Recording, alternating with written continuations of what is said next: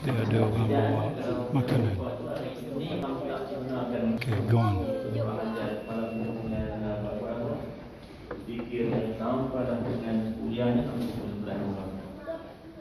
Dan lagi satu 30 kita baca dan juga apa nama ni surah Al-Qadar Al-Quran.